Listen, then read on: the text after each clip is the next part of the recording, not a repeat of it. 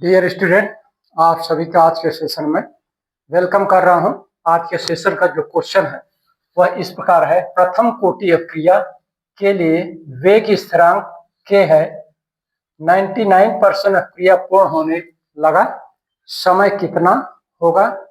तो अक्रिया जो क्वेश्चन है वो प्रथम ऑर्डर की रिएक्शन से रिलेटेड है और उसके लिए 99% अक्रिया पूर्ण हो गई है या पूर्ण होने में कितना समय लगेगा वो उसके रूप में आंसर के रूप में दिया है 0.693 के, दूसरा दिया है 6993 के और सी में दिया है 4.60 अपान के एंड डी में दिया है 2.30 अपान के। इस तरह से आंसर दिए हैं चार और इन चार ऑप्शन में से कौन सा ऑप्शन सही होगा इस प्रक्रिया के आंसर के रूप में ये आपको पता लगाना है। तो रिएक्शन 99% पूर्ण होने में कितना समय लगेगा ये पूछा जा रहा है। तो ये पता चलेगा जब इसका आप सॉल्यूशन खोजेंगे। तो सॉल्यूशन में चूंकि प्रथम कोटि की अक्रिया है तो प्रथम कोटि अभिक्रिया के लिए व्यंजक क्या होगा? k इक्वल टू 2.303 अपान का t log 10 पर A0, जहां पर A0 क्या है? अभिकारक की इनिशियल कॉन्सेंट्रेशन होता है और ये है फाइनल कॉन्सेंट्रेशन या फिर उस समय का कॉन्सेंट्रेशन होता है जिस समय के लिए पूछा जा रहा है। तो इस तरह से प्रथम कोटि की अक्रिया का व्यंजक होता है। और यहाँ पर जो A है, A0 की वैल्यू कितनी होगी? 100 होगी।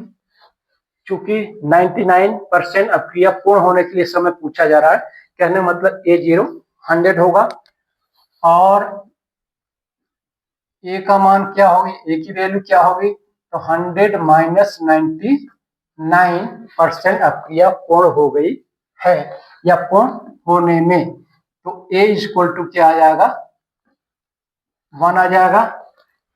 इस तरह से इन दो वैल्यू को इस व्यंजक में पुटअप करने पर k इक्वल टू क्या हो जाएगा? 2.303 अपान का t log 10 पर 100 अपान का 1 t पूछा जा रहा है, इसलिए t इक्वल टू क्या हो जाएगा? T303 अपान का k log 10 पर 10 रेज़ टू पावर 2, 100 को 10 रेज़ टू पावर 2 लिखा जाता है। इस तरह से t इक्वल टू क्या हो जाएगा? 2.303 अपान का k और ये log 2 मल्टीप्लाइड बाय 2 log 10 हो जाएगा। तो log 10 का मान 1 होता है। तो ये हो जाएगा t 2.303 multiplied by 2 divided by क्या हो गया?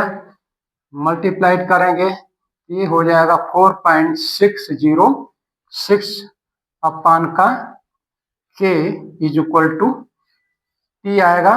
तो t की वैल्यू 99% अक्रिया पूर्ण होने में लगा समय क्या होगा? 4.606 अपान का k और आंसर में सी ऑप्शन दिया है। इसका जो आंसर ऑप्शन होगा वो क्या होगा डियर स्टूडेंट? सी होगा।